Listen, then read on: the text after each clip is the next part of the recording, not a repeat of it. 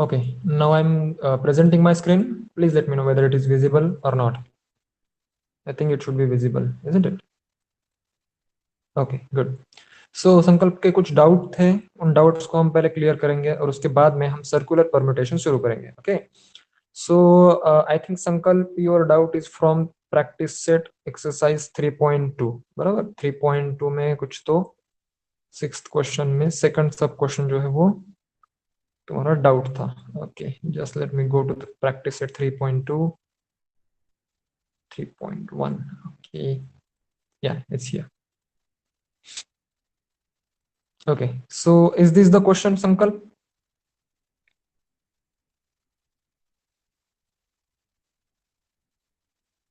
Sankalp, can you hear me? Okay, okay, good. So see, अभी इसको हमें proof करना है, तो क्या करेंगे हम? मैं यहीं पे सॉल्व करता हूं. ओके, सो 15 माइनस n फैक्टोरियल.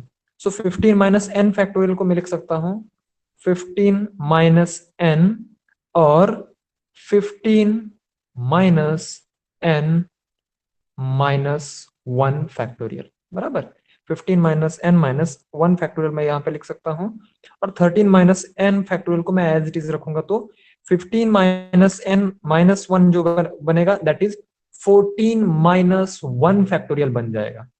बराबर, ये जो टर्म है ये 14 माइनस 1 फैक्टोरियल बन जाएगी. सो देखिए, इसी तरह से मैं अगर इसको एक्सपेंड करता हूं तो मुझे 13 माइनस n मिल जाएगा. सो 13 माइनस n और ये 13 माइनस n फैक्टोरियल कट जाएगा. ओके, हाउ सी, देखिए अगर मेरी टर्म फर्स्ट टर्म अगर ये है तो सेकंड टर्म कैसी रहती है? Second term is always one less than the first term. या सी 14 minus n, isn't it? 14 minus 1 नहीं, यहाँ पे मैं 14 माइनस n लिख रहा हूँ. सॉरी, मेरी मिस्टेक हो गई, वो 14 माइनस n ही है. 14 माइनस 1 मैंने गलती से लिख दिया. बराबर, सो 13 माइनस n जो है वो कैंसिल हो जाएगा और उसके बाद में क्या रहेगा? 15 minus n in another bracket 14 minus n बचेगा. और यहाँ पे 12 जो है ना, 12 को हम लिखेंगे 4 मल्टीप्लाइड बाय 3 एडजेसेंट टर्म्स. बराबर, so 15 minus n is equals to 4 आ जाएगा. 15 minus n is equals to 4 आ जाएगा, तो आप सॉल्व कर सकते हो. बराबर, सो n की वैल्यू आपको मिल जाएगी. ओके ओके, सो देखिए फैक्टर्स फाइंड आउट करने में भी बेसिक कंसेप्ट हमने यूज की ना, कि अगर फर्स्ट टर्म कोई भी है सो सेकंड टर्म जो रहेगी वो 1 से लेस रहेगी. सो मैंने सिर्फ 1 सब्ट्रैक्ट कर दिया. ओके, चलो ठीक है, कोई प्रॉब्लम नहीं. और सूरज ने जो क्वेश्चन पूछा है, सूरज तुमने क्वेश्चन यहाँ पे पूछा है, यहाँ पे क्लास में क्वेश्चन नहीं पूछना है. ओके, तुमको क्लासरूम में जो गूगल क्लासरूम है हमारा, उसमें क्वेश्चन पूछना चाहिए तुमको. ओके, चलो मैं हर क्लास में आपको बताता हूँ. Now let's come to this part or this equation. Just let me take left hand side and I will try to solve it. I'm just opening the whiteboard. It will not be visible to you until and unless I will show you. Just give me a second and I will show it to you. Okay. Now the question is, left hand side is 2n factorial divided by n factorial. बराबर, यही है. Is this the question, Sankalp, you are talking about? यही question है वो. Okay good, तो ये मैंने यहाँ पे LHS लिख दी. बराबर, सो अभी इसको भी मैं एक्सपेंड कर दूंगा. देखो किस तरह से एक्सपेंड किया जा सकता है. 2n फैक्टोरियल, इसको मैं थोड़ा सा जूम कर लेता हूं. ओके, सो मैं 2n फैक्टोरियल को क्या इस तरह से लिख सकता हूं, 2n और दूसरे ब्रैकेट में 2n minus 1, 2n minus 2 and so on up to, let us suppose 6 multiplied by 5 multiplied by 4 multiplied by 3 multiplied by 2. समझ लीजिए इसके आगे. ओके, और डिवाइडेड बाय, मैं n को लिखूंगा, n फैक्टोरियल को लिखूंगा n multiplied by n minus 1 multiplied by n minus 2 and so on up to let us say 4 multiplied by 3 multiplied by 2 and 1 लिखे या फिर ना लिखे कोई इतना फर्क नहीं पड़ता है. बराबर, सो ये मैं लिख सकता हूं. यहां तक सब समझ में आया? Okay, is it okay everyone? No, समझ में नहीं आया? क्यों नहीं आया? देखिए यहाँ पे फर्स्ट टर्म क्या है हमारी, 2n है. सो 2n को हम n ही मान रहे हैं, कोई भी टर्म हो first term. Why do we multiply 6 multiplied by 5 multiplied by 4, लिख सकते हैं ना हम, क्यों नहीं लिख सकते? देखो अगर मेरा n फैक्टोरियल है तो मैं इसको इस तरह से लिख सकता हूं ना, n minus 1 multiplied by n minus 2 multiplied by so on up to 3 minus 2 minus 1 multiplied by 1 लिख सकते हैं ना हम लोग यहाँ से। सो मैंने 6 से शुरू कर दिया, क्या फर्क पड़ता है? यहाँ पे 3 मल्टीप्लाइड बाय 2 मल्टीप्लाइड बाय 1 रहेगा। मैंने सिर्फ लिखा नहीं है, मैंने सिर्फ आपको बोला ना कि आप कंसीडर कर लीजिए कि इसके आगे 3 मल्टीप्लाइड बाय 2 मल्टीप्लाइड बाय 1 है। मतलब कहीं से भी हमारा टर्म शुरू हो जाए वो टर्मिनेट तो 2 मल्टीप्लाइड बाय 1 में 1 पे ही होगा, होता है बराबर। फैक्टोरियल का कोई भी फैक्टोरियल लास्ट, कोई भी फैक्टोरियल का लास्ट टर्म जो रहता है वो 2 मल्टीप्लाइड बाय 1 ही रहता है। ओके, सो ये मैंने कर लिया यहाँ पे। सो एन फैक्टोरियल को भी मैंने एक्सपेंड कर दिया। तो अभी मुझे देखो क्या करना है। अभी मान लीजिए कि ये जो 2n है इसको एज इट इज रखते हैं। 2n माइनस 1 है इसको भी एज इट इज रखते हैं, और 2n माइनस 2 जो है, सो इसमें से मैं 2 सेपरेट निकाल लेता हूं। Okay, late us say 2n as it is, okay, 2n minus 1 as it is, and 2n minus 2 में से मैं 2 कॉमन निकाल लूंगा। सो n माइनस 1 यहाँ पे बच जाएगा, और अगर इसके आगे मैं लिखूंगा सो 2n माइनस 3 रहेगा बराबर, 2n माइनस 3 रहेगा। और इसके बाद में क्या रहेगा, 2 सेपरेट आउट निकलेगा तो n माइनस 2 हो जाएगा। और इसके बाद में सो ऑन जो है, यहाँ पे हमारे पास व्हाइट बोर्ड नहीं है इसलिए मैंने नहीं लिख रहा हूं, लेकिन इसके आगे भी यही है, समझ लीजिए। सो मैं इसको इस तरह से एक्सपेंड कर सकता हूँ। ओके, समझ में आया सबको? यस और not? Okay, good. So see now I am just writing it again here. मैं यहाँ ये जो मैंने डिनोमिनेटर में लिखा है मैं एज इट इज इसको रख दूंगा। सो इस एन से मैं कलर चेंज कर लेता हूं ताकि आपको समझ में आए कि किससे क्या कट रहा है। ओके, सो इस एन से ये एन कट जाएगा बराबर। और देखिए यहाँ पे एक 2 आया है और यहाँ पे एक 2 आया है। सो हम जैसे जैसे यहाँ पे चले जाएंगे, मतलब 2n-4 का जो है वो 2 सेपरेट आउट आया, सो n-2 यहाँ पे ब्रैकेट में बच गया बराबर। सो उसी तरह से 2n-6 का जब आएगा तो क्या बचेगा, 2 रहेगा बाहर और n-3 आएगा। इसके बाद के टर्म की बात कर रहा हूं बराबर, इसके बाद यही टर्म आने वाली है। सो देखिए ये जो 2 है वो कितनी बार रिपीट होगा, वो n टाइम्स रिपीट होगा, n टाइम्स रिपीट होगा। देखिए this is the first one, sorry हाँ this is the nth one, this is n-1 time and this is n-2। इसी तरह से अगर हम उल्टा गिनती करते जाए तो हम ये समझ सकते हैं कि 2 जो है वो मल्टीप्लीकेशन में n बार आ रहा है, n टाइम्स आ रहा है बराबर। सो मैं इसको 2 रेस टू n लिख सकता हूं, क्या लिख सकता हूं, आई थिंक लिख सकता हूं बराबर। देखो यहाँ पे भी 2 आया, यहाँ पे भी 2 आया, इसके बाद में भी 2 है, और ये आखिर तक 2 है। ठीक है, तो चलो अभी देखिए डिनोमिनेटर में n-1 है, सो इसको इससे काट दिया, इसको इससे काट दिया बराबर। तो बचा क्या, देखो 2 रेस टू n मैंने लिख दिया यहाँ पे, और दूसरी टर्म क्या है 2n-1 रही, और तीसरी टर्म रही 2n-3। यहां तक कोई डाउट? यहां तक कोई डाउट बताइए। मैं इन न्यूमरल्स को कैसे करना है ये भी बताऊंगा, no doubt. Okay good. So देखो यहाँ पे जो 6 है, इस 6 को मैं लिख सकता हूं 2 मल्टीप्लाइड बाय 3। देखिए इस 6 की बात कर रहा हूं मैं, इस 6 की, मैं 5 को एज इट इज रखूंगा। उसके बाद में मैं लिखूंगा 4 को 2 मल्टीप्लाइड बाय 2। ओके, 4 को लिख दिया मैंने 2 मल्टीप्लाइड बाय 2। 3 को मैं एज इट इज रखूंगा। तो ये जो 2 है, ये जो 2 है, ये 2 और ये वाला 2 हमने इस 2 रेस टू n में काउंट कर लिया है। ओके, समझ रहे हो, इस 2 रेस टू n में काउंट कर लिया है, क्योंकि हम जो एवरी सेकंड टर्म में से 2 कॉमन निकाल रहे हैं, एवरी थर्ड टर्म में से actually, this is first, this is second and this is third term. So third term में से मैंने 2 कॉमन निकाला है, उसके बाद में मैंने एक टर्म छोड़ दी, फिर से 2 कॉमन निकाला है। सो इसी तरह से ये जो वैल्यूज है उसमें से भी मैं 6 से 2 कॉमन निकालूंगा, 5 से नहीं निकालूंगा, 4 से 2 कॉमन निकालूंगा। ओके, सो ये 2 जो है ये मैंने यहाँ पे काउंट कर लिया है 2 रेस टू n में, तो ये 2 चला जाएगा, ये 2 चला जाएगा। ठीक है, सो अभी बचा क्या, देखिए 3 बचा, यहाँ पे 2 बचा, और यहाँ पे कहीं तो भी 2 1 बच जाएगा। सो ये 3 कट जाएगा इस 3 से, बराबर, और ये 2 कट जाएगा इस 2 से, और ये जो 4 है ये 4 कट जाएगा यहाँ कहीं पे, तो 2 मल्टीप्लाइड बाय 4 आएगा। 8 की जगह पे हम क्या लिखेंगे, 2 मल्टीप्लाइड बाय 4। सो इस 4 से ये 4 कट जाएगा, और ये जो 2 है ये ऑलरेडी इस 2n में काउंट हो चुका है। सो ये जो सारे नंबर्स है इवन नंबर्स, ये इवन नंबर्स में से 2 निकल जाएगा तो वो ऑड बन जाएंगे। सी ऑड भी बन जाएगी, इवन भी बन जाएंगे। सो नीचे के जो सारे नंबर्स है ऑड भी और इवन भी वो कट जाएंगे, लेकिन ये जो हमने न्यूमरेटर के ऑड नंबर्स है इनके साथ कुछ भी नहीं किया है, सो ये ऑड नंबर्स बच जाएंगे। That is 5 multiplied by 3 multiplied by 1 बच जाएगा। सो मैं यहाँ पे लिख सकता हूँ इसके सामने, यहाँ पे देख लीजिए। ओके, सो देखिए 2n-1, 2n-3 and 5 multiplied by 3 multiplied by 1, मतलब ऑड टर्म्स ही यहाँ पे बची है। करेक्ट। सो देखिए 2n भी आ गया, 2n-1 भी आ गया, 2n-3 भी आ गया, और ऑड टर्म्स भी बच गई।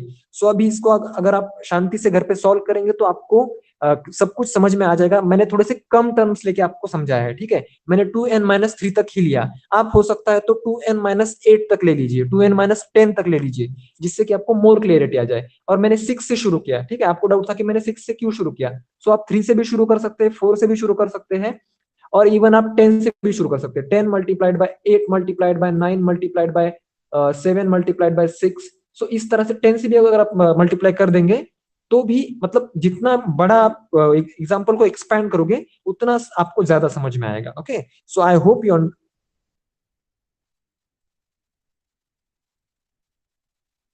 okay sir, I didn't get why we multiplied 6 multiplied by 5 multiplied by 4 and 4 multiplied by 3. It's not given in the question. See, it is not given in the question. So let us suppose you want to expand this n factorial. Okay, if you want to expand this n factorial, and let us say the value of n is 4, let it be 7. Value of n is 7.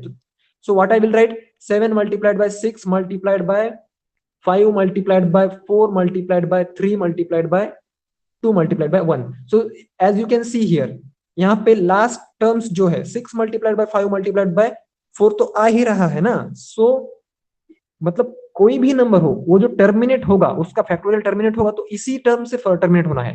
So 2n factorial के लिए भी मैंने 6 से शुरू कर दिया, आप 8 से भी शुरू कर सकते हो, ऐसा कोई इश्यू नहीं है। हम फैक्टोरियल को एक्सपैंड कर रहे हैं ना, that's why it came there. अगर तुमको मैंने ये इसको कैसे काट दिया या फिर इसको कैसे काट दिया ये समझ में नहीं आ रहा है तो ये अलग बात है, लेकिन ये मैंने 6 मल्टीप्लाइड बाय 5 क्यों लिखा ये समझ में नहीं आ रहा है तो थोड़ी सी मुश्किल की बात है, क्योंकि दिस इज क्वाइट ऑब्वियस, हम ऐसे लिख सकते हैं। ओके, आई होप तुम्हारा डाउट क्लियर हो गया होगा। इज इट और नॉट? ओके, तो मैंने थोड़े से आपको कंसेप्ट दे दिए हैं, you just give it a try at home. Okay okay, ठीक है, अगर समझ में आ गया तो वेरी गुड, अगर समझ में नहीं आया तो घर पे एक बार फिर से ट्राई करो, आपको समझ में आ जाएगा 100%। ओके, चलो, मतलब आपको अभी थोड़ा सा हिंट तो मिल गया है ना कि किस डायरेक्शन में हमको जाना है। चलिए, now we will start circular permutation. So what is circular permutation? Let us see. It's here. Okay. We can imagine a circular arrangement of n different objects to be transformed into an arrangement in a line by cutting the circle in a place. This cut can be made at 4 different places. Let us suppose n is equals to 4, मतलब कि एक circle है उसमें a b c d को 4 जगह पे place कर दिया गया है, ठीक है। और अभी हम इसमें से किसी भी एक पॉइंट पे सर्कल को कट करेंगे और उसको एक लीनियर परम्यूटेशन में या फिर लीनियर अरेंजमेंट में कन्वर्ट करेंगे, ठीक है। सो हम कितने पॉइंट पे कट कर सकते हैं? 4 पॉइंट पे कट कर सकते हैं, मतलब यहाँ पे भी कट कर सकते हैं, यहाँ पे भी, यहाँ पे भी और यहाँ पे भी, ठीक है। So B C D A, C D A B, D A B C and B A C D. वैसे तो हमें ये अलग अलग अरेंजमेंट्स लग रहे हैं जब हम लीनियर अरेंजमेंट की बात करें, ठीक है, लेकिन यहाँ पे सर्कुलर अरेंजमेंट में ये इन चारों अरेंजमेंट को एक ही अरेंजमेंट माना जाता है। ओके, मतलब ये चारों जो है वो अलग अलग नहीं है, वो एक ही है। यहाँ पे मोस्ट इंपोर्टेंट थिंग क्या है कि सीक्वेंस, मतलब कहाँ से शुरू हो रहा है और वो सेम ऑर्डर हर एक अरेंजमेंट में फॉलो कर रहा है या फिर नहीं। Let us suppose for this example ये अरेंजमेंट बी से शुरू हो रहा है लेकिन सी बी बी के बाद में सी आएगा, सी के बाद में डी आएगा, डी के बाद में ए आएगा, ठीक है। सो इसी तरह से सी के बाद में यहाँ पे भी डी आ रहा है, यहाँ ए आ रहा है, मतलब यहाँ पे सीक्वेंस जो है वो मिस नहीं हो रही है, that is sequence is continuous. So circular arrangement में हम किसी भी पॉइंट से शुरू करें, अगर सीक्वेंस सेम आती है, then that arrangement will be a single arrangement. Okay, so these four arrangements are not actually four different circular arrangements, they are same. Okay, thus given single circular arrangement of four objects, it corresponds to four different linear adjustments. Linear adjustments different है, लेकिन circular adjustment वो एक ही है. Okay, now let the circular arrangement be M. Let the circular arrangement be M. We know that the total number of linear arrangements of a different object is 4 factorial. Each arrangement in a row corresponds to some circular arrangement. Therefore, number of circular arrangements is M is equals to 4 factorial divided by 4, that is equal to 3 factorial. तो अभी देख लीजिए कि मतलब अब हमारे पास 4 elements है, ए बी सी डी। अभी हम इनको किस तरह से अलग अलग तरीके से अरेंज कर सकते हैं। ओके, सी यहां पे ए है, तो मैं पहली जगह पे हमेशा ए से ही शुरू करूंगा, 1 2 3 4 5 और ये 6। ओके, सो देखिए यहाँ पे कितने कितने में से आ सकता है, 3 में से कोई भी एक आ सकता है, बी भी आ सकता है, सी भी आ सकता है और डी भी आ सकता है, बराबर। सो मैं यहाँ पे बी ले लूंगा, तो मैंने बी ले लिया, यहाँ पे मैं यहाँ पे सी ले लूंगा और यहाँ पे डी ले लूंगा, ठीक है। सो ये मैंने डी ले लिया। अभी उसके बाद में यहाँ इस प्लेस पे इधर सी आएगा या फिर डी आएगा। सी तो हमने ले लिया है तो यहाँ पे डी लेंगे, सी यहाँ पे ऑलरेडी है तो डी लेंगे। ए है सी है लेकिन बी नहीं है तो बी ले लिया, ए है डी है और सी ले लिया, ए डी सी भी है लेकिन बी नहीं है। ओके, अभी इसके बाद में ए बी, ए है बी है डी है लेकिन सी नहीं है, ए सी डी है बी नहीं है, लिख लिया, डी लिख लिया, उसके बाद में बी लिख लिया और ये सी लिख लिया। तो आप बोलोगे सर ये आप क्या लिख रहे हो, ठीक है। सो मैंने क्या किया कि मैंने इन 4 एलिमेंट्स को लेके मैंने एक ही पॉइंट पे कट करके लीनियर अरेंजमेंट्स कितने बन सकते हैं एक ही पॉइंट पे कट करके बता रहा हूं मैं। ओके, अगर हम डिफरेंट डिफरेंट पॉइंट्स पे कट करेंगे तो अरेंजमेंट्स चेंज हो सकते हैं। ओके, सो देखिए मैंने ए पॉइंट पे कट कर दिया है, सो ए से मैं अगर शुरू करूंगा तो मेरे कितने अरेंजमेंट्स बन रहे हैं, देयर आर 6 अरेंजमेंट्स। सो इसके अलावा कोई ऐसी अरेंजमेंट है, अलग अरेंजमेंट जो कि ए से शुरू हो रही है और इन सबसे कुछ अलग हो, तो मुझे नहीं लगता कि कोई दूसरी अरेंजमेंट है। ओके, सो जब हम सर्कुलर अरेंजमेंट की बात करते हैं तो सर्कुलर अरेंजमेंट यानी क्या कि जो अरेंज किए गए हैं वो सर्कुलर में बैठे हैं या फिर सर्कुलर में हमें वो दिए गए हैं, लेकिन we have to find their linear arrangement considering that we are taking one single point as a reference, मतलब कोई भी एक पॉइंट को हम रेफरेंस मानेंगे।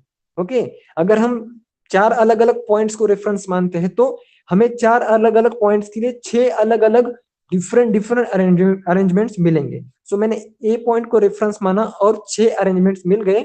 सो मेरे पास यहाँ पे 4 डिफरेंट कैरेक्टर्स थे, that is A B C D. So मेरा फॉर्मूला बनता है 4 divided by 4 that is equals to 3 factorial. So अब जब हम सर्कुलर अरेंजमेंट की बात करेंगे, हमारे पास 4 एलिमेंट्स अगर दिए गए हैं, so we have to take the factorial of n-1 object, मतलब जितना दिया है उससे एक कम ऑब्जेक्ट का हमें फैक्टोरियल लेना है। और वो क्यों लेना है मैंने यहाँ पे प्रूफ के साथ आपको दिखा दिया, ठीक है। अगर आपको ये 6 अरेंजमेंट समझ में आ गए हैं कि मैंने किस तरह से अलग अलग उसको बनाया है, इसके अलावा अगर कोई अरेंजमेंट नहीं बनती है, so it is proved that कि 4 ऑब्जेक्ट्स के लिए जो सर्कुलर अरेंजमेंट रहेंगे that is going to be 3 factorial. Okay, got it, 3 factorial. समझ में आया 3 फैक्टोरियल क्यों है यहाँ पे। जब हम क्वेश्चंस करेंगे तो आपको और ज्यादा क्लियरिटी आ जाएगी। ओके, समीर को समझ में नहीं आया है तो समीर एक बात ध्यान में रखो, 4 एलिमेंट्स दिए हैं तो 3 फैक्टोरियल लेना है। Okay, remember this thing. Okay, उसके बाद में या फिर यहाँ पे फॉर्मूला है n-1, n की वैल्यू है 4 तो n-1 बनेगा 3 फैक्टोरियल। नाउ देखो, a circular arrangement does not have a fixed starting point and any rotation of it is considered to be the same circular arrangement. This arrangement will be the same with respect to each other if rotation is made, but clockwise and anti-clockwise arrangements are different. Okay, so देखिए अभी ये जो arrangements की अगर हम बात करेंगे, ये चार अरेंजमेंट्स है अलग अलग, लेकिन जब हम सर्कुलर अरेंजमेंट की बात करेंगे तो वो एक ही सर्कुलर अरेंजमेंट है if we go clockwise for all of them और if we go anti clockwise for all of them, मतलब क्लॉकवाइज जाएंगे या फिर anti clockwise, both at a time नहीं, मतलब इसके लिए हम क्लॉकवाइज गए और इसके लिए एंटी क्लॉकवाइज गए तो वो गलत हो जाएगा. So either we have to go clockwise और anti clockwise. So sequence is same, A B C D is followed, A B C D is followed, A B C D is here and A B C D is here. Okay, so ये एक ही arrangement है, एक ही circular arrangement है. Now if clockwise and anti-clockwise circular arrangements are considered to be same, then the arrangements then each circular arrangement corresponds to two and different linear arrangements. Thus the number of such circular arrangements are n minus 1 divided by 2. तो देखो, clockwise और anti clockwise अगर same ही आ रहा है sequence, मान लीजिए कि यहाँ पे एक अरेंजमेंट है ए बी सी और दूसरी अरेंजमेंट है लेट अस से सी बी ए, ठीक है. सो मैं यहाँ पे क्लॉकवाइज शुरू करता हूँ एबीसी के लिए, ए उसके बाद में गया मैं बी पे और बी से गया मैं सी पे. सो आई गो क्लॉकवाइज, तो एबीसी मिला. अगर मैं एबीसी से ए से शुरू करता हूँ और एंटी क्लॉकवाइज आता हूँ, सो क्लॉकवाइज और एंटी क्लॉकवाइज सीक्वेंस सेम ही है. So in such cases we have to use this formula. देख लो, ये फॉर्मूला हमें यूज करना है n minus 1 divided by 2. Okay, ये फॉर्मूला आप याद रख लीजिए, n माइनस 1 डिवाइड बाई 2. कब? जब क्लॉकवाइज और एंटी क्लॉकवाइज उनकी जो अरेंजमेंट है वो सेम ही आ रही है then. So these two formulas are there, n minus 1 factorial and n minus 1 divided by 2 sorry, n minus 1 factorial divided by 2 is the second formula. Now let us say third formula. Third formula is n minus 1 divided by m factorial. लेकिन कब? when m objects are identical or alike. मतलब कि जब हम देखते थे ना कि फॉर एग्जांपल अगर हम गुड वर्ड जो है GOOD उसको अगर हम अरेंज करना चाहे, सो उसमें ओ 2 टाइम्स आ रहा है, सो हम क्या करते थे कि 4 फैक्टोरियल डिवाइडेड बाय 2 फैक्टोरियल करते थे. सो यहाँ पे भी सेम है, मतलब कोई भी ऑब्जेक्ट अगर रिपीट हो रहा है या फिर आइडेंटिकल है, so it is going to be divided by m factorial to the given factorial. So n minus 1 is basically important here. बाकी सब सेम ही है to the linear permutation. Okay, now देखो ये ठीक है, हमने ये फॉर्मूला तो पढ़ ही लिया है. I don't need to take this formula. Okay, so example 1, let us say example 1. In how many ways 8 students be arranged at round table so that 2 particular students are together? If students are arranged with respect to each other, that the seats are not numbered. So students are arranged with respect to table, that seats are numbered serially. Okay, now consider 2 student as a 1 student. तो उन्होंने क्या बताया हमें कि we have to find number of ways in which 8 students can be arranged at a round table so that 2 particular students are together. So 2 students जो है वो together है, तो हम जैसे कि हम कोई 2 वर्ड्स अगर रहते थे तो उनको हम एक कंसिडर कर लेते, उनके ग्रुप को एक कंसिडर कर लेते थे, बराबर. सो सिमिलरली हमें यहाँ पे क्या करना है कि हमें मानना है कि 8 स्टूडेंट्स नहीं है, 7 स्टूडेंट्स है. Late us say 7 students are there. So considering those particular 2 students as a 1 student, we have 7 students. So 7 student total में है, तो हम फैक्टोरियल किसका लेंगे? We will take factorial of 6, बराबर. 6 फैक्टोरियल लेंगे क्योंकि we are talking about circular permutation. तो 6 फैक्टोरियल यहाँ पे मैंने ले लिया, और वो जो 2 स्टूडेंट्स है वो 2 स्टूडेंट्स एक दूसरे में आपस में 2 टाइप से या फिर 2 तरीके से रीअरेंज हो सकते हैं. So I multiply this with 2 factorial. Okay, so total number of ways are 1440. I think it is very easy, first one, isn't it? समझ में आया सबको कि किस तरह से हमने किया? ओके, संकल्प को समझ में आ गया, बाकी लोग ओके, सूरज को भी समझ में आ गया है, वेरी गुड। समीर को भी, ओके ओके गुड, ठीक है। So here the arrangement is alike like an arrangement in a row. So 7 students can be arranged in 7 factorial ways, and 2 students can be arranged themselves among in the 2 factorial ways. Hence the required number of ways in which 2 particular students came together is 7 factorial multiplied by 2. मतलब कि क्या, कि हमारा second option क्या था कि second में हमें वो जो सीट्स है वो नंबर्ड थे। सो पर्टिकुलरली हमें सीक्वेंस में ही बैठना था, स्टूडेंट्स को भी नंबर दिया गया था और सीट्स को भी नंबर दिया गया था। मान लीजिए कि अगर एक नंबर सीट पे 3 नंबर स्टूडेंट बैठता है तो 2 नंबर सीट पे 4 नंबर का स्टूडेंट बैठेगा सिक्वेंशियली। सो हम यहाँ पे सर्कुलर कम्युनिकेशन नहीं है actually, this sorry circular permutation नहीं है यहाँ पे actually, this is nothing but the linear permutation. क्यों? क्योंकि यहाँ पे उनकी सीक्वेंस फिक्स्ड है, समझ रहे हो, उनकी सीक्वेंस फिक्स्ड है। सो okay, for the second case it is linear, for the second case it is linear, okay, for the first one it was circular because वहां पे हमें शुरू कहां से करना है और कौन सी सीक्वेंस फॉलो करनी है वो बताया नहीं था। Now example second, how many ways 6 men and 3 women can be seated at a round table so that every man has women by his side, okay। Now कितने वुमेन हैं? 3 women हैं, और मैन कितने हैं? 6 मैन हैं। So every man has at least 1 women at side. ऐसा नहीं है कि दोनों वुमेन मतलब दोनों साइड पे वुमेन रहना चाहिए, एटलीस्ट 1 साइड पे वुमेन रहना चाहिए, ठीक है। सो देखिए 3 women have 3 minus 1 factorial ways to on a circular seating। मतलब कि पहले तो हम इस सर्कुलर टेबल पे औरतों को बिठा लेंगे, वुमेन को बिठा लेंगे। तो कैसे बिठा लेंगे? उनके नंबर्स कितने हैं? 3 women are there, so total number of women are 3, so we will take 2 factorial. मतलब उनको 2 तरीके से बिठाया जा सकता है फर्स्ट ऑफ ऑल टेबल पे। तो अभी देखिए यहाँ पे बैठ गए ये तीनों वुमेन, और उसके बाद में मेन के लिए कितनी जगह बची? 1 2 3 4 5 6 जगह बची, बराबर।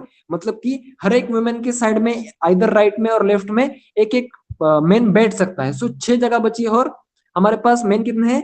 6 मेन ही है। So the number of different ways men can be placed is 6 ways. मतलब मेन के लिए यहाँ पे हम, हाँ करेक्ट, 6 फैक्टोरियल। मतलब मेन के लिए यहाँ पे हमने लीनियर परम्यूटेशन ही कंसिडर किया है, okay. So hence the total number of required arrangements is 6 factorial multiplied by 2, that is 720 multiplied by 2 is equals to 1440, okay। so this is how we arrange। so इसमें हमें क्या करना है कि हमें थोड़ा सा दिमाग यूज करना है, क्योंकि क्वेश्चंस इतने इजी नहीं रहेंगे। सर्कुलर अरेंजमेंट में क्वेश्चंस थोड़े से हार्ड रहते हैं। नाउ लेट अस से the next example, okay. see example fourth, this is very interesting example, okay। how many necklace of 12 bead each can be made from 18 beads of different color। मतलब कि हमें क्या करना है? we have to make one necklace each containing 12 beads। bead यानी कि जो money रहते हैं ना, that is bead। so हमारे पास टोटल 18 डिफरेंट कलर के बीड्स है। We have 18 beads of different colours, correct. So अभी देख लीजिए यहाँ पे एक कंसेप्ट आपको ध्यान देना है कि क्लॉकवाइज और एंटी क्लॉकवाइज किस तरह से सेम आएगा। मान लीजिए कि हमारे पास कितने मनी है? 4, we have 4 beads are there, 4 beads है हमारे पास। And we have let us say colour red, green, white and blue, ठीक है। सो इस तरह के हमारे पास 4 कलर के बीड्स है, and we want to make necklace of 3 beads each. मतलब 3 बीड का हमें नेकलेस बनाना है, ठीक है। सो देख लीजिए किस तरह से मैं बना सकता हूं। RGW, ओके, या फिर GWB, ओके, या फिर WBR, BWR, R. Okay, so ये मैंने 4 अरेंजमेंट्स कर लिए। अभी इसी तरह से अगर मैं यहां से भी कोई उठा लेता हूं, let us suppose B W G या फिर W G R, सो देख लीजिए मैं इस सीक्वेंस से जाऊं या फिर इस सीक्वेंस से जाऊं, तो मुझे देख लीजिए RGW है, क्लॉकवाइज सेम है और एंटी क्लॉकवाइज सेम है, मतलब मैं किसी भी सीक्वेंस से ये नेकलेस बनाऊं, ये दो नेकलेस सेम ही रहेंगे। ओके, ये दो नेकलेस सेम ही रहेंगे क्योंकि इतना इसमें डिफरेंस नहीं आ रहा है। समझ रहे हो तुम लोग? सो यहाँ पे क्या है कि क्लॉकवाइज और एंटी क्लॉकवाइज का जो फॉर्मूला है ये हमें यूज करना है, क्योंकि हम किसी भी तरीके से शुरू करें, अगर सीक्वेंस सेम आ रही है क्लॉकवाइज और anti clockwise, then that in that case we use a different formula. Okay, we use a different formula. Which formula is there? Which formula is that? N minus 1 factorial divided by 2. Okay, so let's say we are using that formula here. Clockwise and anti-clockwise arrangements are same, मतलब इतना फर्क नहीं पड़ता है उनके sequence का, clockwise करें या फिर एंटी क्लॉकवाइज करें, हमारा जो नेकलेस है वो तो सेम ही दिखने वाला है। Hence total number of circular permutations are 18p12, मतलब 18 बीड में से हमें 12 बीड्स लेने हैं एंड 2n 2n, अब यहाँ पे 2n ले लिया हमने, n माइनस 1 की जगह पे हमने n रख दिया, n फैक्टोरियल रख दिया और 2n ले लिया, मतलब हमारे पास ये भी फॉर्मूला था ना एक, देख लीजिए यहाँ पे npr डिवाइडेड बाय r या फिर n minus 1 factorial divided by 2, ये भी एक सेकंड फॉर्मूला है। मतलब ये दोनों फॉर्मूला आपने ध्यान में रखना है for clockwise and sorry, this is not the formula, this is second one formula, this formula 2r वाला। ओके, सो ये फॉर्मूला मैंने यहाँ पे यूज कर लिया और इसको अगर हम सॉल्व करेंगे so we will get the number of ways we can make the necklace. तो अभी यहाँ पे 2n से डिवाइड क्यों किया गया है? ओके, 2n से डिवाइड क्यों किया गया है, मतलब वो अरेंजमेंट तो सेम बन रही है, वो अरेंजमेंट सेम बन रही है, लेकिन जो वो हमारा जो नेकलेस बनेगा वो सेम ही रहेगा। So we will not consider as a separate arrangement, मतलब कि उसको क्या कर देंगे हम, उस नंबर को हम हाफ ही कर देंगे। Okay, now let's move to the next question. आपको समझ में आया ये क्वेश्चन बीड्स वाला? थोड़ा सा कंफ्यूजिंग क्वेश्चन है। ओके, संकल्प को समझ में आ गया, बाकी लोग?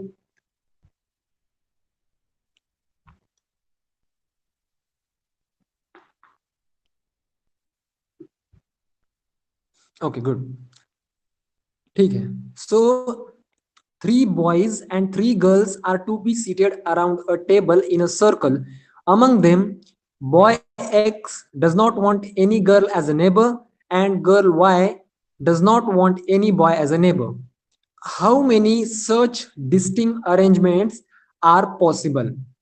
So देख लीजिए यहाँ पे B1, B2 और B3 3 बॉयज है, G1, G2, G3 3 गर्ल्स है, और उसमें से जो B1 बॉय है उसको हमने X नेम दे दिया है एंड G1 गर्ल है जिसको हम Y नाम दे रहे हैं, और B1 do not want any girl beside him and same case with this girl also. Okay, so the arrangement is as shown in figure. तो इस तरह से हम उसको अरेंज कर सकते हैं। The boy X will have B2 and B3 as neighbors. The girl Y will have G2 and G3 as her neighbors. The two boys B1 and B3, sorry B2 and B3 can be arranged in two ways. मतलब कि ये यहाँ पे भी जा सकता है और ये यहाँ पे भी जा सकता है, बराबर। और the two girls G1 and G2 can be arranged in two ways. So ये यहाँ पे जा सकते हैं, यहाँ पे जा सकते हैं। So hence the total number of arrangements are 2 multiplied by 2, that is 4. So first of all what we will do, we will just put them opposite, मतलब कि हम उनको opposite side में रख देंगे, जिनको मान लीजिए इस गर्ल को बॉय के साइड में नहीं बैठना है, इस बॉय को गर्ल के साइड में नहीं बैठना है, सो हम उनको अपोजिट डायरेक्शन में बिठा देंगे। या 2 factorial multiply by 2 factorial, correct. So opposite direction में बिठा दिया, सो इस बॉय की साइड में भी एक बॉय रहेगा, एक बॉय रहेगा, इस गर्ल की साइड में भी एक गर्ल रहेगी, इसके साइड में भी एक गर्ल रहेगी। So what we are going to do, we just rearranging these two and these two, मतलब इन दोनों को आपस में अरेंज कर रहे हैं और इन दोनों को हम आपस में अरेंज कर रहे हैं, so that 2 multiplied by 2 will be there. Okay, so this is way, there are 4 ways we can arrange them. Now Okay, let us take the sixth question as well. In how many different arrangements can 6 gentlemen and 6 ladies sit around a table if there is no restriction? So 6 gentlemen, 6 ladies, that is total number of persons 12. So if there is no restriction, 11 factorial are the ways they can sit together. Okay, 11 factorial are the ways they can sit together. So no ladies sit together side by side. So इस in this case देखिए कोई भी ladies side by side नहीं बैठेंगी. सो देख लीजिए हमें क्या करना है कि एक राउंड टेबल है. ओके, एक राउंड टेबल है और उसमें हमें 6 लेडीज को और 6 जेंटलमैन को हमें फिक्स करना है, बराबर. So first of all we will fix 6 gentleman. मतलब उनके लिए देखिए एक यहाँ पे बैठा, एक यहाँ पे बैठा, एक यहाँ पे, एक यहाँ पे, लेट सपोज एक यहाँ पे और एक यहाँ पे. Okay, so total number of circular arrangements gentleman के लिए कितने रहेंगे? टोटल 6 है. So 5 factorial will be there. First of all circular arrangements are there, बराबर. So 5 factorial for sitting gentleman. अगर लेडीज के लिए जगह पे यहाँ पे कितने बचते हैं देख लीजिए. हम लेडीज को कहाँ कहाँ पे बिठा सकते हैं? यहाँ पे भी बिठा सकते हैं, यहाँ पे भी, यहाँ पे भी, यहाँ पे भी बिठा सकते हैं, यहाँ पे भी बिठा सकते हैं और यहाँ पे भी बिठा सकते हैं. मतलब 1 2 3 4 5 6 ways or 6 factorial ways are there. Why 6 factorial?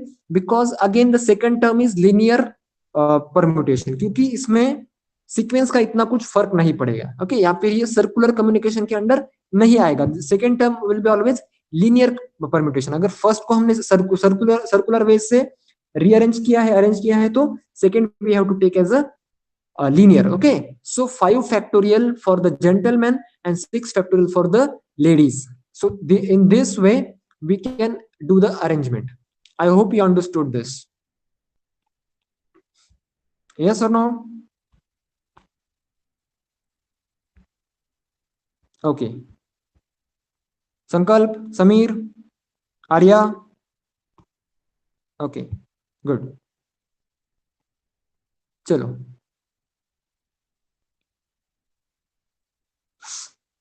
तो ये जो क्वेश्चन है इसके बाद का ये भी सिमिलर क्वेश्चन है. एग्जांपल 7 ये भी आप कर लीजिए. Now let's just move to the exercise 3.5. So exercise 3.5 में से सारे के सारे क्वेश्चंस इजी है. इतना मुश्किल कोई भी क्वेश्चन नहीं है. ओके, सो कुछ क्वेश्चंस मैं सॉल्व करूंगा, कुछ क्वेश्चंस आप सॉल्व करेंगे. अगर कोई दिक्कत है तो नेक्स्ट क्लास में हम डिस्कस करेंगे, नो प्रॉब्लम. सो पहले का आंसर आप लोग ही बताएंगे. वेरी इजी, नॉट नेसेसरी कि आपको परफेक्ट आंसर ही बताना है. पहला क्वेश्चन रीड कीजिए, आंसर बताइए. ओके, संकल्प ने लिखा है 7 फैक्टोरियल.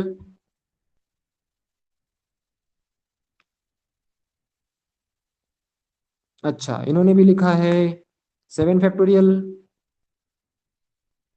बराबर. 7 factorial. 8 friends are there and there is no restrictions for setting them, so they can be arranged in 7 factorial ways. Okay, now let us come to the second question. A party has 20 participants. Find the number of distinct ways for the host to sit with them around a circular table. How many of these ways have 2 specified persons say on the either side of the host? Okay, now इसको हमने थोड़ा सा समझ के लेना है कि participant में और होस्ट में डिफरेंस होता है. सो अगर 20 participants are there, so there will be one host and total number of people will be how many? 21 people will be there. Okay, 21 people will be there. So for arranging 21 people, how many distinct ways for the host to sit with them around a circular table? So पहले का answer क्या रहेगा? पहले question का answer रहेगा 20 factorial veg.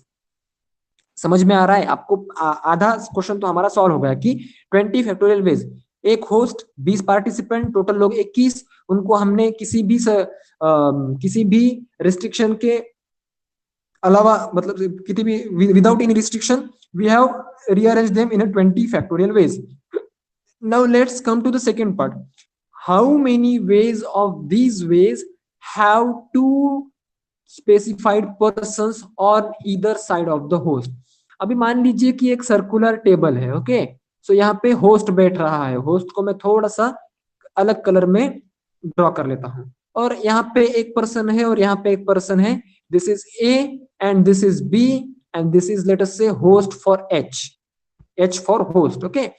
So A और B जो है वो हमेशा होस्ट के साइड में ही बैठे हैं, ओके। सो अभी देख लीजिए, अब इन तीनों का एक ग्रुप बन गया, ऐसे हम कह सकते हैं, okay. They are now a group. So how many total number of people are there? If we consider the three of them as a group, then how many persons are there, or how many we will take? 18? No, not 18. उनको अगर हम छोड़ देंगे तो 18 बन जाएंगे, लेकिन उनको छोड़ के 18 बनते हैं, और उन तीनों का भी तो एक ग्रुप बन को एक पर्सन हम उसको कंसीडर करेंगे। So 19 person will be there, 19 persons will be there. Everyone is agree with me? 19 persons will be there, okay.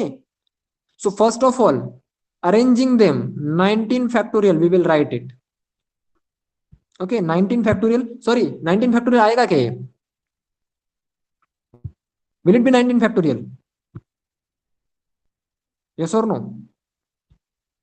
Yeah, it is going to be 18 factorial because total 9 people are there, so 18 factorial should be there.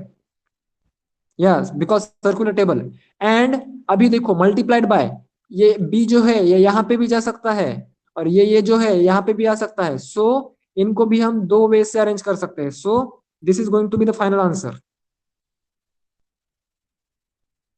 Okay okay. We will take middle questions as well, ठीक है। चलो, so third question जो है मुझे लगता है easy ही है। Now एक बहुत ही हार्ड क्वेश्चन था, late me just see which question is that, and then I will take that question, okay। So sixth question, ये क्वेश्चन थोड़ा सा हार्ड क्वेश्चन है, ओके। बाकी क्वेश्चन जो है वो इजी क्वेश्चन से आप उसको सॉल्व कर सकते हैं। No, 5 men, 2 women and a child sit around a table. Find the number of arrangements where the child is seated. तो अभी देखिए हमारे पास कितने मेन है? 5 men are there, 2 women are there, and a child is there. So what condition is there? First condition is we have to find the number of arrangements where the child is seated between the two women. अभी दो women के बीच में अगर वो child seat करता है या फिर बैठता है, सो हमें total number of veg find out करने हैं, okay. Now see, this is a circular table, okay, and here is one woman sitting, let us say W1, and here is another woman sitting, let us say W2, okay। So just give me a second, okay। So the child is sitting here for the first case, यहाँ पे वो seat, यहाँ पे वो जो child है वो ही is sitting here. Now how many mens are there? 1 2 3 4 5 men are there, and let us take this as one team, मतलब दो वुमेन और एक चाइल्ड के लिए हम एक टीम लेंगे। सो 5 men and 1 team, that becomes 5 factorial, but 5 factorial multiplied by these two will be there again. समझ में आया? ये वुमेन भी तो एक दूसरे में रीअरेंज हो सकती है। So 5 factorial multiplied by 2 will be answer, okay। 5 factorial multiplied by 2 factorial will be the answer. Now let's come to the hard part, कि वो जो बच्चा है, that is he is sitting in between two men. So I will just give name to each man. Let us suppose M1, M2, M3, M4, M5, okay। So तो मान लीजिए कि वो दो मैन जिनके बीच में वो बच्चा बैठा है, उन दो मैन को छोड़ दीजिए और उस चाइल्ड को छोड़ दीजिए, तो कितने बचे? 1 2 3 और 2 वुमेन, कितने बचे? 4 बचे। कितने बचे? 5 बचे ना, बराबर। 5 will be there, yes yes 5 will be there. So 5 लोगों को हम क्या कर रहे हैं, we are sitting on a circular table, मतलब उनको हमें सर्कुलर टेबल पे हम बिठा रहे हैं। So 4 factorial will be there. Okay, मतलब 4 फैक्टोरियल वेज में हम बचे हुए लोगों को अरेंज कर सकते हैं। Okay, 4 factorial ways are there.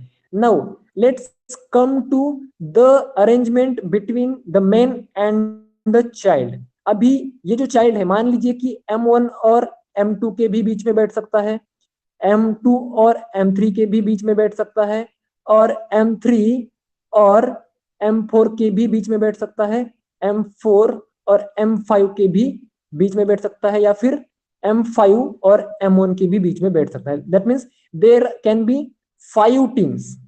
देखो 5 टीम्स विल बी देयर। अभी आप लोग कहेंगे कि सर वो लड़का पॉसिबल है कि M3 और M1 के बीच में भी बैठ जाए, बराबर, M3 और M1 के बीच में भी बैठ जाए। So in that case this M3 का जो पार्टनर M4 है वो इस 4 फैक्टोरियल में काउंट हो जाएगा। मतलब कि मैंने यहाँ पे जो M1 M2 M3 जो नोटेशंस दिए हैं वो सिर्फ हमारे समझने के लिए दिए हैं। मतलब कि एक्चुअल में M3 और M4 का जो कॉम्बिनेशन है वो स्पेसिफिक रहेगा ऐसा नहीं है। M4 can be replaced with M1, but then this M4 will be considered in this 4 factorial. Okay, अगर हम M3 और M4 को कंसिडर कर रहे हैं दो मेन, तो M1 M2 and M5 will be in this team, या फिर यहाँ पे it will be 5 factorial संकल्प।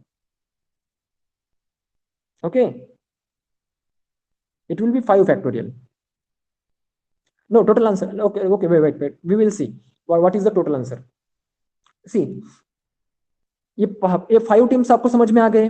5 टीम्स में आपका एक ही डाउट रह सकता है कि सर ये जो बच्चा है वो M2 और M4 के बीच में तो बीच में भी बैठ सकता है, आप बोल रहे हैं M3 या फिर M4 के बीच में बैठेगा। So your doubt is correct. okay, let just focus on what I'm telling you।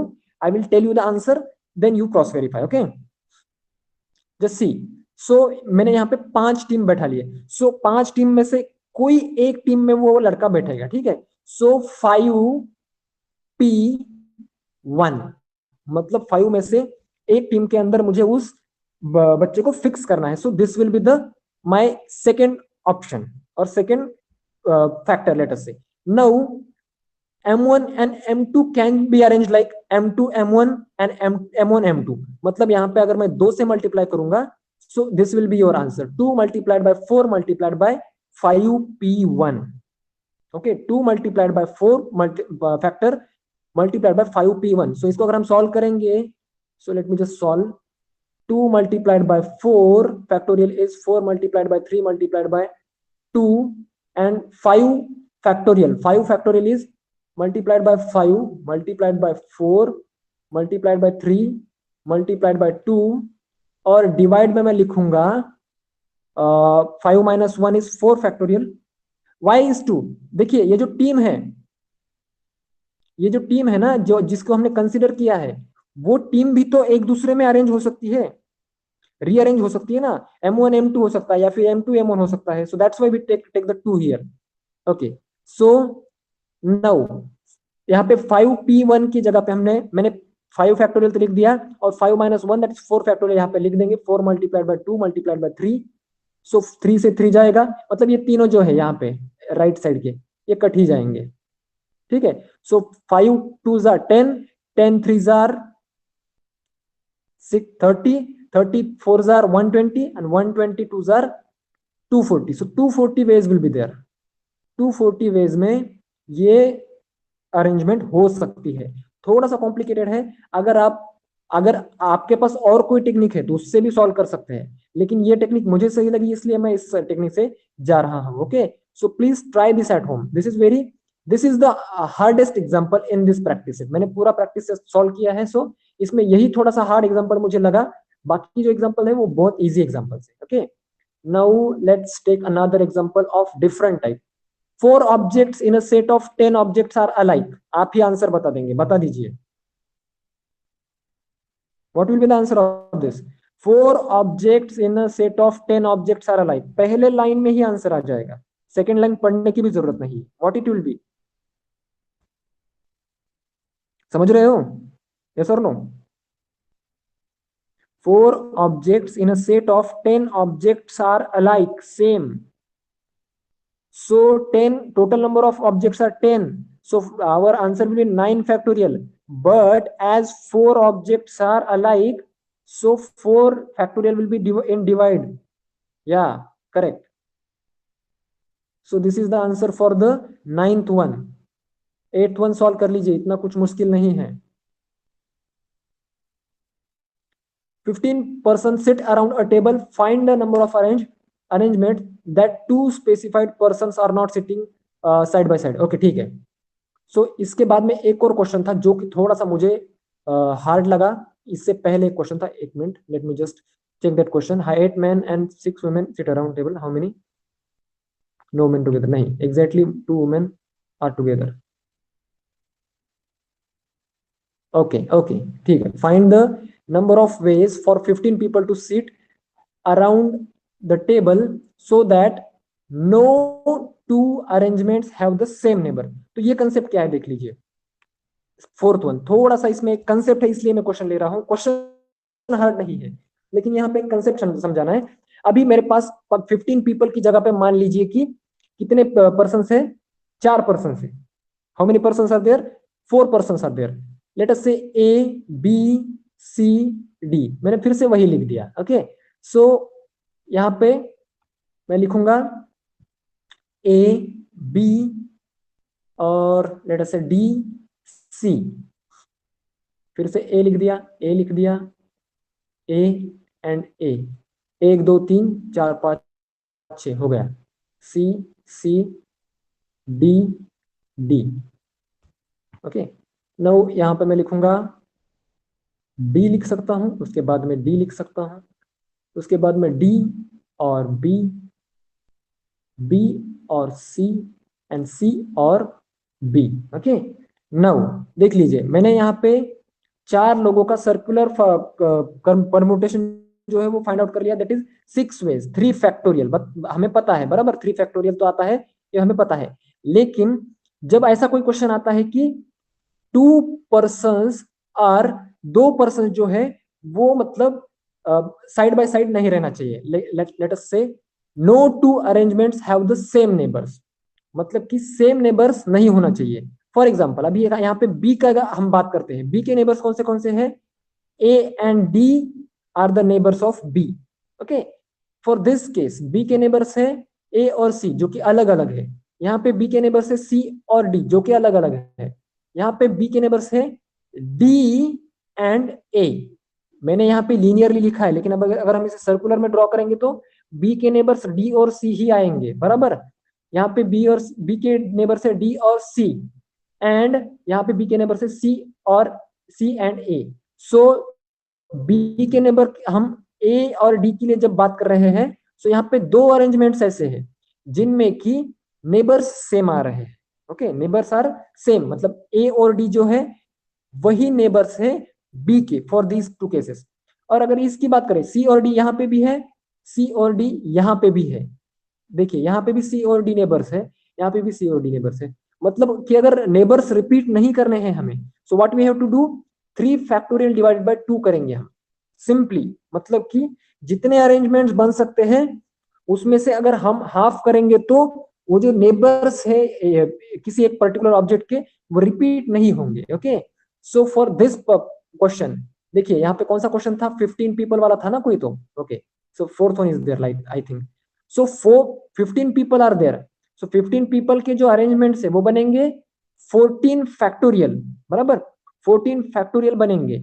लेकिन यहाँ पे हम उन्होंने हमें कंडीशन दी है कि no 2 arrangements have the same neighbours. So यहाँ पे हम डिवाइड बाय 2 लिख देंगे.